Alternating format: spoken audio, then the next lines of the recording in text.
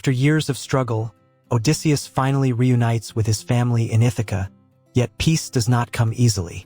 His heart, still scarred from endless wars and voyages, finds little rest. Whispers of rebellion stir across the seas, with rival kings unwilling to forgive old wounds. Though he desires nothing more than to live quietly with Penelope and Telemachus, fate once again draws him toward conflict. The gods, too, are restless, watching his every move. Telemachus, no longer a boy, struggles with his father's shadow. He yearns to prove himself, to lead and fight as Odysseus once did, but doubt gnaws at him. The people look at Telemachus as merely the son of the great wanderer, not yet his own man. Odysseus sees his son's restlessness but cannot guide him, for his own burdens are heavy. Their bond strains as two generations collide. Meanwhile, a new threat quietly approaches from across the sea. From the east, a rising empire begins to expand its reach. Their warriors are unlike anything the Greeks have faced. Disciplined, merciless, and armed with strange weapons. Rumors of their ships spreading across islands reach Ithaca, filling Odysseus with dread. He senses that these invaders are not just men but pawns of a divine force.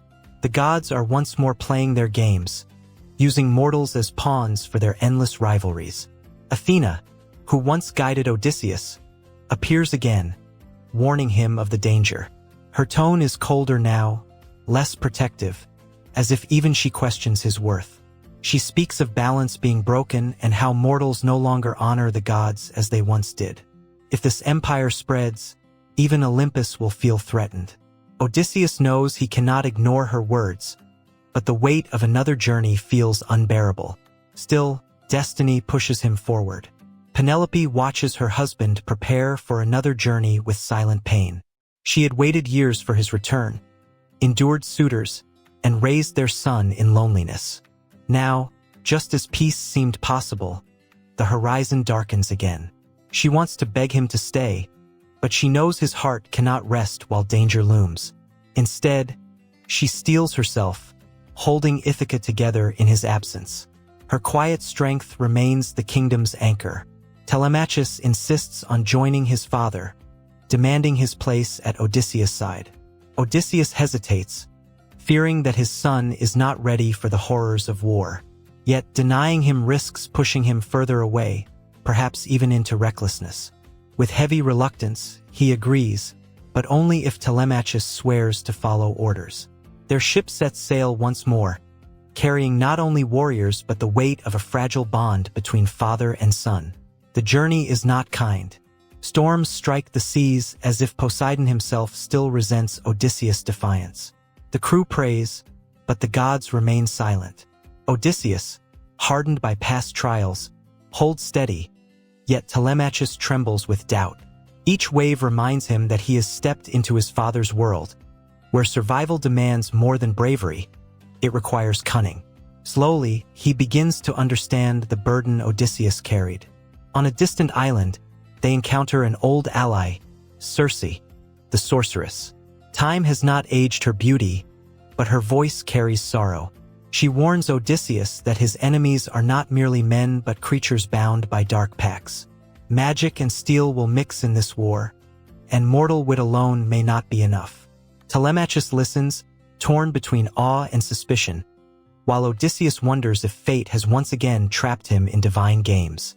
The invaders reveal themselves on another island, slaughtering its people to prove their might. Odysseus and his men witness the aftermath. Burned villages, broken statues of gods, and survivors whispering of leaders who claim to worship a new power beyond Olympus.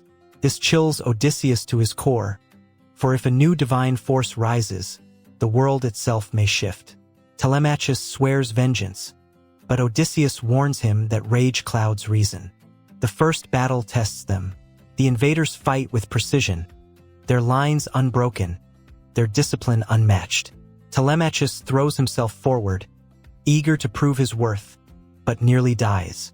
Odysseus saves him, his blade cutting through the enemy with practiced fury. Yet victory comes at a cost. The Greeks lose many, and the survivors are shaken.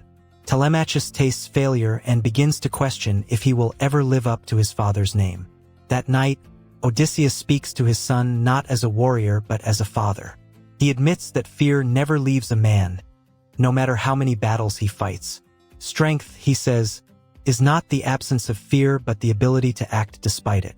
Telemachus listens, humbled, realizing that his father's greatness is not just skill but endurance of endless suffering. Their bond, though fragile, begins to heal under the stars. The gods continue to interfere. Poseidon, still bitter, stirs the seas to push Odysseus off course. Hermes offers whispers of guidance, but only half-truths.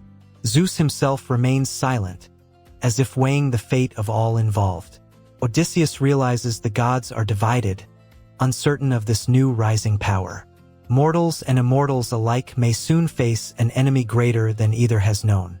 The crew reaches a hidden land where prophets speak of a shadow god. This being, they say, grants strength to conquerors who abandon Olympus. Sacrifices are offered to it in exchange for victories. Odysseus suspects this god is no mere invention but something real, ancient, and waiting. Telemachus scoffs, but deep down, fear roots in his chest. The war ahead will not just be of swords but of faith itself. As battles rage across the islands, Odysseus becomes a symbol again, not just for Ithaca but for all Greece.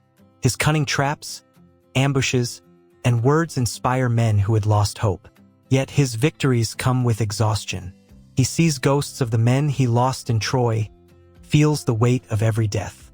Telemachus watches his father age before his eyes, realizing that even legends are mortal. In one devastating clash, the invaders capture Telemachus. Odysseus is forced to choose between pursuing the larger war or saving his son. His heart cannot abandon family, even if it costs him alliances.